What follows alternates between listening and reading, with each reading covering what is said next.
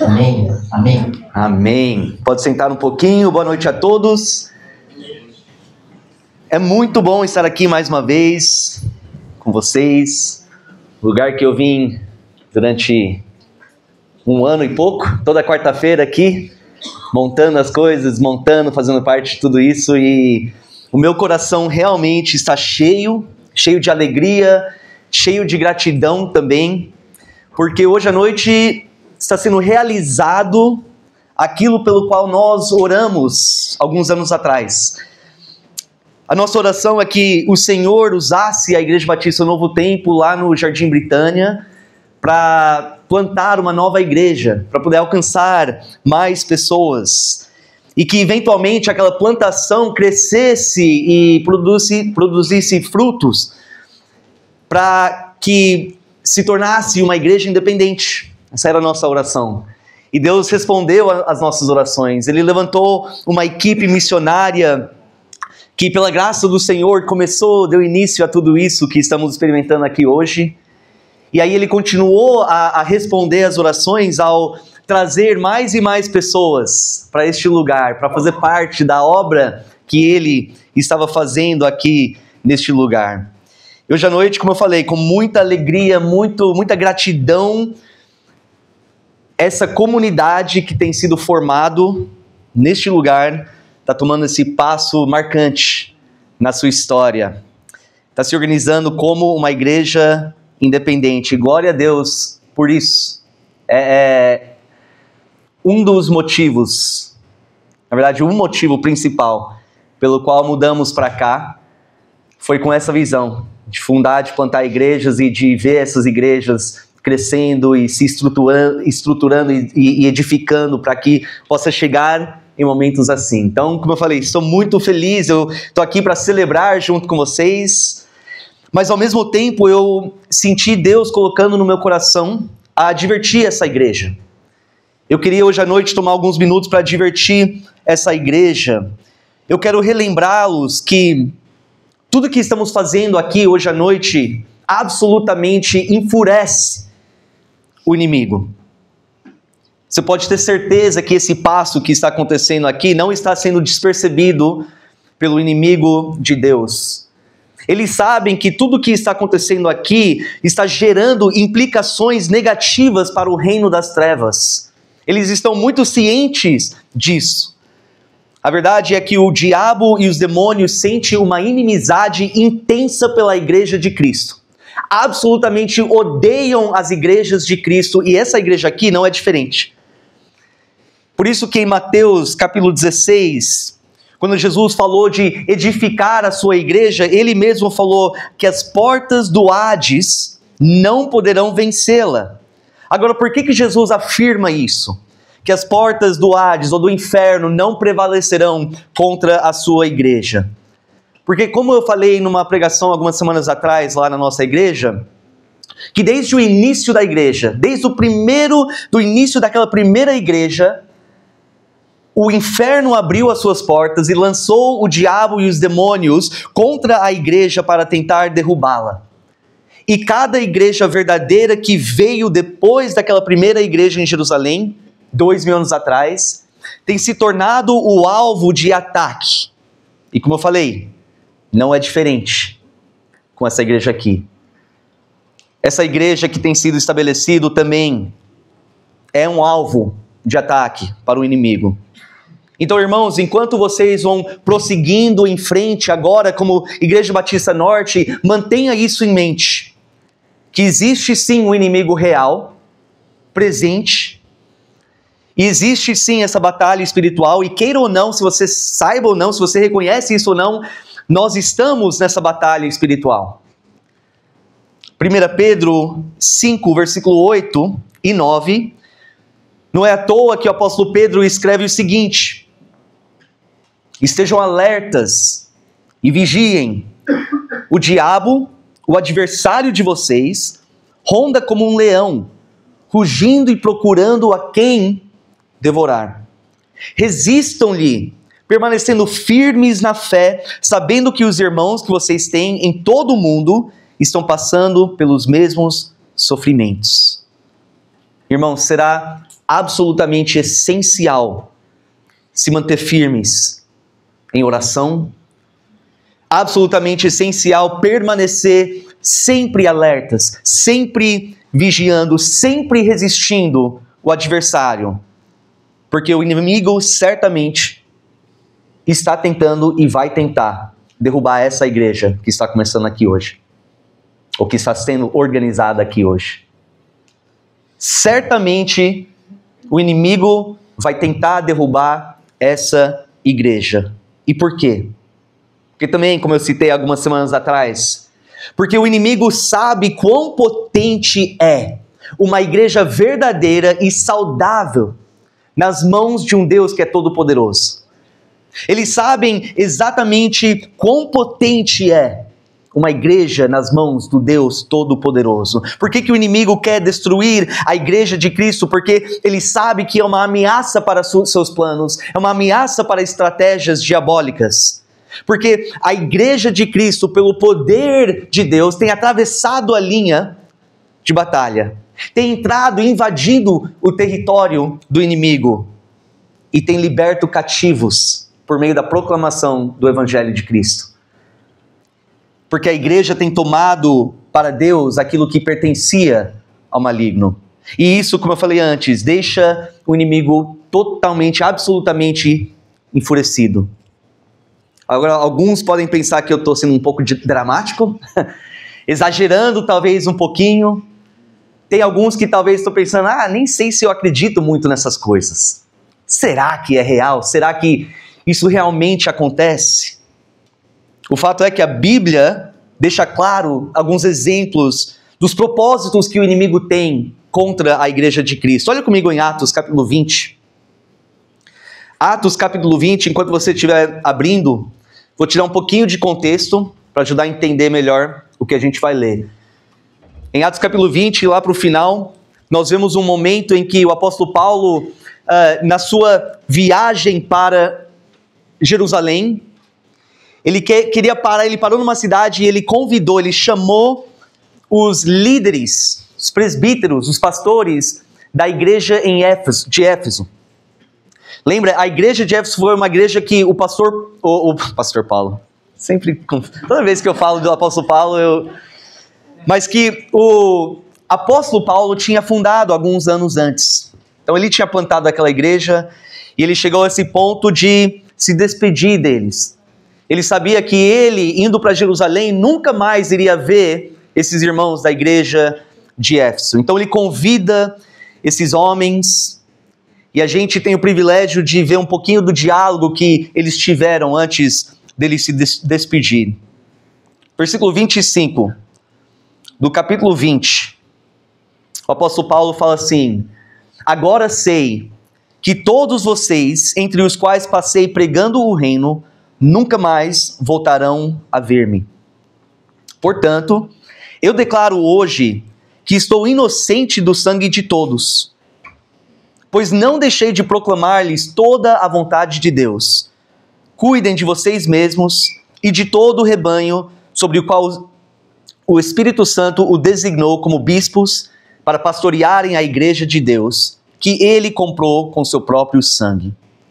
Sei que depois da minha partida, lobos ferozes penetrarão no meio de vocês e não pouparão o rebanho. Dentre vocês mesmos se levantarão homens que torcerão a verdade a fim de atrair discípulos para si. Por isso, vigiem. Lembrem-se de que noite e dia, durante 3 anos, jamais cessei de advertir com lágrimas cada um de vocês. Por que o Paulo, durante 3 anos, com lágrimas, todos os dias, noite e dia, advertia os irmãos daquela igreja? Porque ele sabia quão real é o inimigo, os ataques do inimigo, o ódio que o inimigo tem contra a igreja de Cristo. E o Paulo, ele sabia que aquela igreja de Éfeso iria ser atacado veementemente pela igreja. Que Satanás iria usar certas pessoas para tentar infiltrar aquela igreja com a intenção de causar confusão, caos, divisão. Olha no versículo 29 mais uma vez.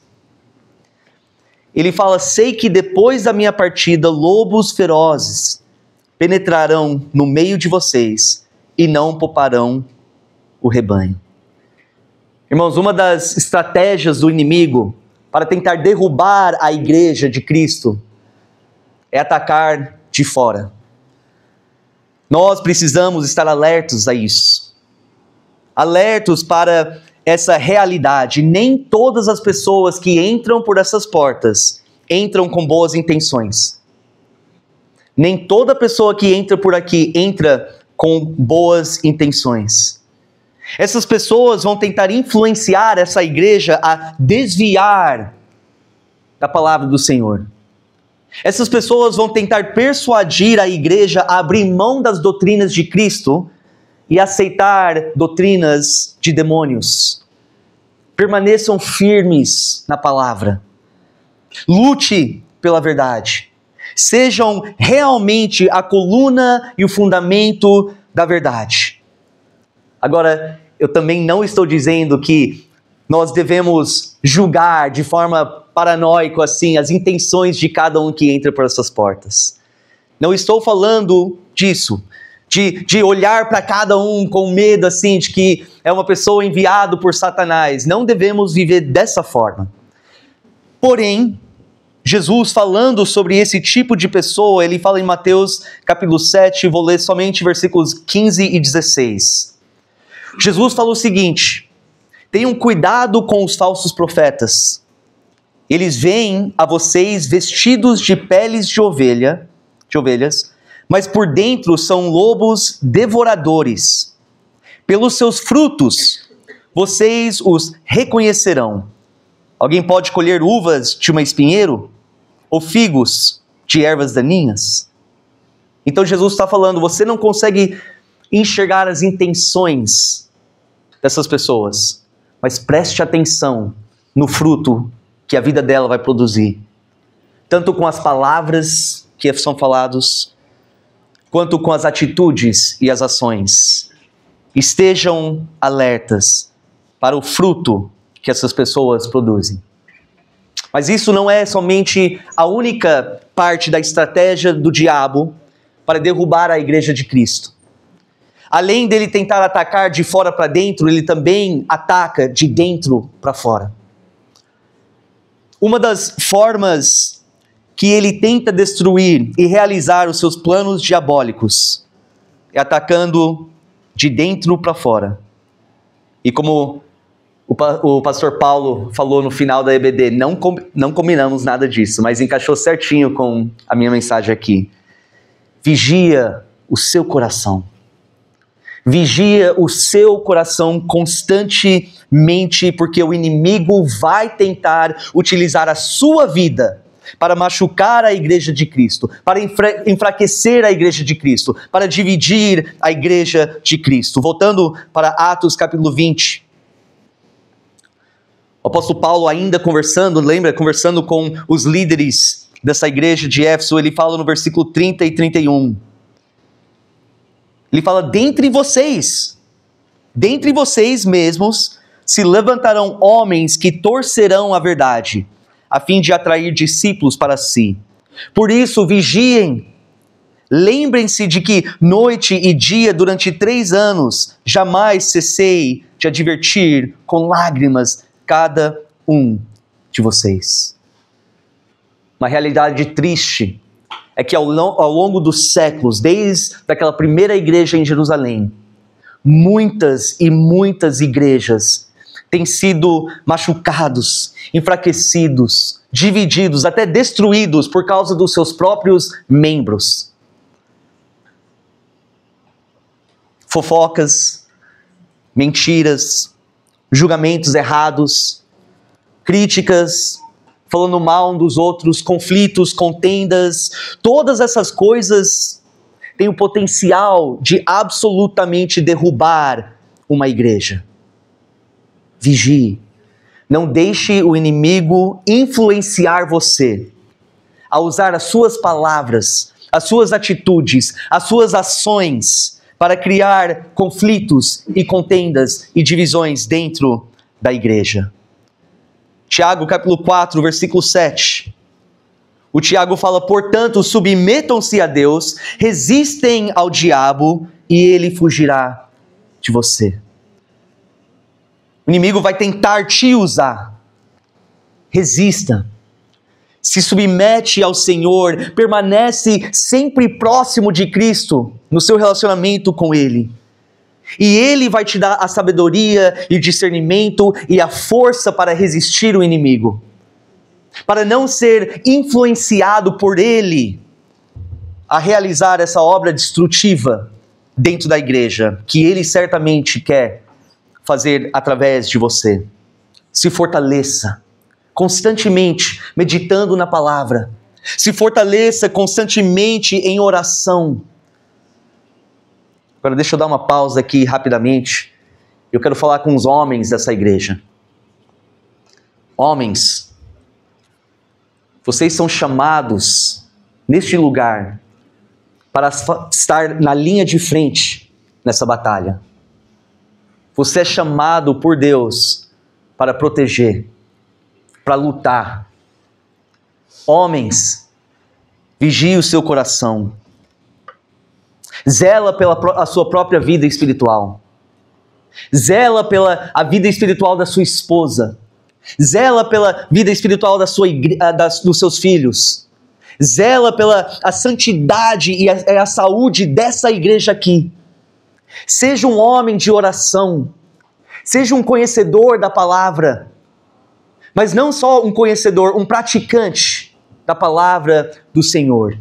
Você é chamado para se levantar, para se unir com os outros homens e lutar e proteger. Não somente a sua própria vida, mas a sua família. E se as famílias dessa igreja são fortes, porque o homem se levanta e é um homem forte, um homem de Deus, realmente um líder espiritual, se as famílias dessa igreja estão bem, essa igreja vai estar bem. Homens, realiza o seu papel dentro do seu lar e dentro dessa igreja. Antes de eu concluir, eu quero exortar mais uma vez para que essa igreja permaneça firme na fé. Permaneça alerta, sempre vigiando, para que você possa ser usado poderosamente neste lugar, nas mãos de um Deus vivo. Mas eu quero lembrá-los também que isso é algo que é coletivo. Vigiar, lutar, tudo isso que a gente tem falado tem que ser abraçado pela igreja toda. Não deixe o seu pastor lutar sozinho. Não deixe o seu pastor lutar sozinho. Ajuda o seu pastor. Apoie o seu pastor. Edifica o seu pastor. Encoraja ele e principalmente ore por ele todos os dias. Hebreus capítulo 13, versículo 17. O autor de Hebreus fala: obedeçam aos seus líderes e sejam submissos a eles, pois cuidam de vocês como quem deve prestar contas. Obedeçam-lhes para que eles cuidam de vocês com alegria, não com descontentamento. Caso contrário, isso não será proveitoso para vocês. Lute lado a lado com o seu pastor. Mas também lute lado a lado com os seus irmãos dessa igreja. Como que você faz isso? Como que você pode estar junto, lutando, se defendendo, atacando, ao cumprir os diversos mandamentos uns dos outros? Então eu quero só tomar uns minutos aqui para deixar a palavra falar ao seu coração. Quais são esses mandamentos, os uns dos outros, que fará com que essa igreja fique unida, lutando lado a lado, cumprindo os propósitos do Senhor? João 15, 12. Jesus fala: o meu mandamento é este: amem-se uns aos outros, como eu os amei. Romanos 12, 10. Dediquem-se uns aos outros com amor fraternal. Prefiram dar honra aos outros mais do que a vocês. Romanos 14, 13. Portanto, deixemos de julgar uns aos outros.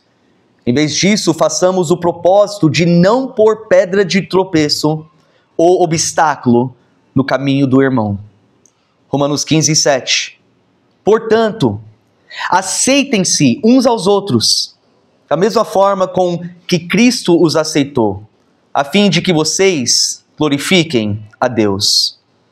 Gálatas 5,13. Irmãos, vocês foram chamados para a liberdade, mas não usem a liberdade para dar ocasião à vontade da carne. Ao contrário, sirvam uns aos outros, mediante o amor.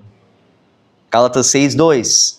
Levem os fardos pesados uns dos outros, e assim cumpram a lei de Cristo. Efésios 4,2.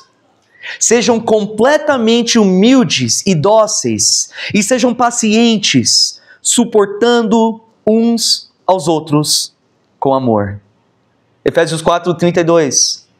Sejam bondosos e compassivos uns para com os outros, perdoando-se mutuamente, assim como Deus os perdoou em Cristo. Efésios 5:21. Sujeitem-se uns aos outros por temor a Cristo. Colossenses 3:13. Suportem-se uns aos outros e perdoem as queixas que tiverem uns contra os outros. Perdoem como o Senhor lhes perdoou. 1 Tessalonicenses 4:18. Consolem-se uns aos outros com essas palavras. 1 Tessalonicenses 5:15. Tenham cuidado para que ninguém retribua o mal com o mal, mas sejam sempre bondosos uns para com os outros e para com todos. Hebreus 10:24. E consideremos uns aos outros para nos incentivarmos ao amor e às boas obras. Tiago 5,16. Portanto, confessem os seus pecados uns aos outros e orem uns pelos outros para serem curados. A oração de um justo é poderosa e eficaz. E finalmente, 1 Pedro 1:22. Agora que vocês purificaram a sua vida pela obediência à verdade, visando o amor fraternal e sincero, amem sinceramente uns aos outros e de todo o coração. Isso é lutar lado a lado. Isso é viver em comunhão. Isso é ser igreja. Fazer parte da igreja é muito mais do que você entrar por essas portas nos domingos e sentar e assistir uma pregação e levantar e cantar alguns louvores. Isso faz parte, mas ser igreja é muito além disso. É você estar ali humildemente, buscando os interesses dos seus irmãos, apoiando, perdoando, amando, incentivando, encorajando. É assim que nós lutamos. Uma igreja que permanece alerta, e eu convido a equipe de louvor. Uma igreja que permanece sempre alerta, que vigia. Uma igreja que permanece firmes na palavra do Senhor. Uma igreja que cumpre as suas responsabilidades para com os seus líderes.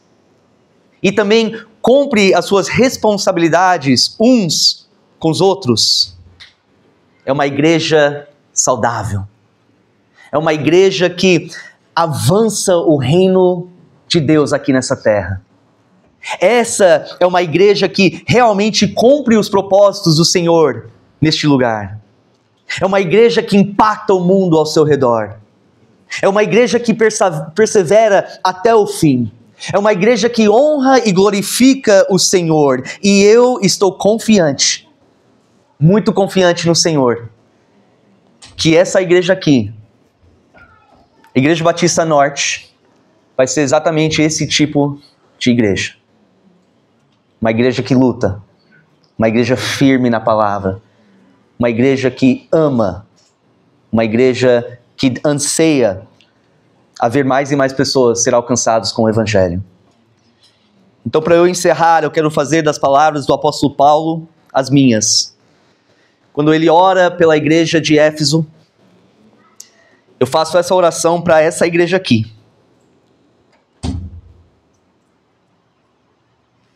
Se eu conseguir. Efésios 3, 14 a 21. Portanto, ou por essa razão, ajoelho-me diante do Pai,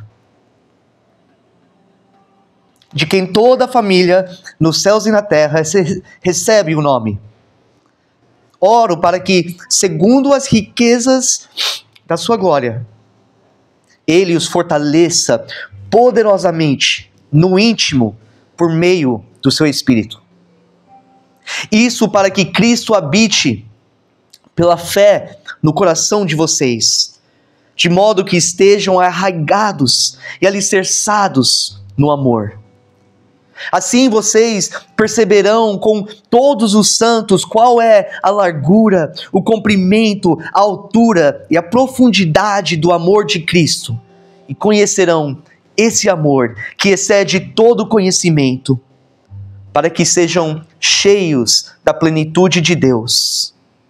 Aquele que é capaz de fazer infinitamente mais do que tudo o que pedimos ou pensamos, segundo o seu poder que atua em nós. A Ele seja a glória na igreja em Cristo Jesus, por todas as gerações, pelos séculos dos séculos.